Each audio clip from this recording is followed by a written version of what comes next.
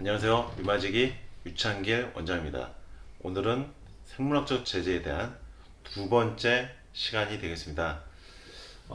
이렇게 생물학적 제재들을 그 FDA에서 사용에 대해서 블랙박스 경고를 내린 바가 있습니다. 그런데 의외로 생물학적 주사 제재를 사용하신 분들이 많아지고 있는 반면에 생물학적 제재의 어떤 다른 부분도 파악을 해주셔야 되는데 잘 알려지지 않고 있습니다. 그래서 오늘 지난 시간에 이어서 생물학적 제재에 대해서 좀 더 다양한 각도로 설명을 드리고자 하는데, 이때 FDA에서 왜 생물학적 제재, 이 주사제에 대해서 경고를 했냐면은 주사제를 사용한 다음에 어, 림프종이나 이런 암이 발생했다는 보고가 많이 접수가 된 것입니다. 그리고 암으로 진행된 경우에서 50%가 어린이들에게서 주로 발생이 됐다는 것이거든요. 그러니까 이것을 보았을 때 무엇을 알 수 있냐?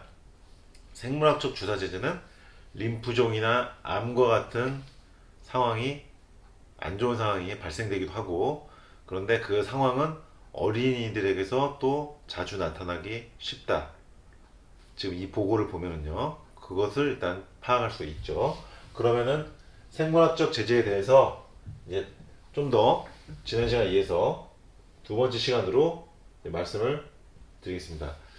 그 제가 진료실에서 이제 환자분들을 이제 많이 진료를 하다 보면은 어 이런 생물학적 주사 제제를 맞다가 어떤 안 좋은 일이 생겨서 저를 찾아오신 경우가 많이 있어요. 그러니까 생물학적 주사 제제를 맞다가 척추에 결핵이 발생하는 경우, 척추에 결핵이 생겨가지고 저를 찾아오신 것입니다. 생물학적 주사제를 맞다가 이런 경우도 있었고요. 그 다음에 림프종이 생겨서 생물학적 제제를 쓰다가 림프종이 생겨서 더 이상 맞지 못하고 저를 찾아오신 경우도 있었고, 폐에 어떤 결핵 검사 미리 다 하고 나서 생물학적 제제 들어갔는데 치료하다가 폐에 종양이 발생해서 더 이상 생물학적 제재를 받지 못하고 오신 경우도 보았고요. 그리고 폐를 비롯해서 내부 장기가 전반적으로 어떤 염증 상황이 발생하면서 몸에 어떤 여러 가지 합병증이 발생돼서 더 이상 어떻게 손을 쓸 수가 없는 상황에서 찾아오신 경우도 볼 수가 있었습니다. 생물학적 주사 제제 1, 2년 동안은 괜찮은 상황으로 지속이 되다가 생물학적 주사 제제를 초반 1, 2년은 잘 맞다가 2년, 3년 넘어가면서부터 이런 부작용이 발생되는 경우가 굉장히 많았고요. 간혹은 생물학적 주사 제제 한 달 만에, 두 달 만에 이렇게 결핵이 발생하거나 종양이 발생한 경우도 종종 볼 수가 있었습니다. 따라서 장기간 사용 기간으로 넘어갈수록 이런 부분에 있어서 각별히 주의를 요하고요. 처음 시작한 지 얼마 안 됐어도 얼마 되지 않았는데도 이렇게 종양이라든지 결핵이 생긴 경우도 있기 때문에 상당한 어떤 주의와 관리를 요하는 것이 생물학적 주사 제제라고 할 수가 있습니다.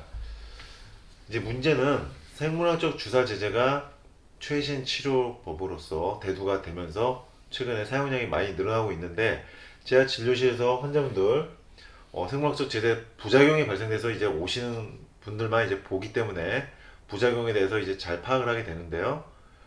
부작용이 너무 세다는 게 문제예요. 아까 말씀드렸다시피 종양, 폐에 종양이 생기거나 척추에 결핵이 생긴다, 림프종이 생긴다. 문제가 좀 심각한 거거든요. 근데 생물학적 주사 제제는 어떤 간단한 부작용이 아니고 이렇게 한번 발생되면 굉장히 큰 부작용이 발생된다는 것입니다. 그것에서 주의를 상당히 요하는 것이고요. 아까 말씀드린 폐렴이나 폐종양 같은 폐의 문제에 제일 문제가 발생이 되고, 미리 검사를 하고 폐결핵 반응 검사하고 주사가 들어가지만은 폐에 어떤 문제가 생긴 경우도 있다라는 것입니다.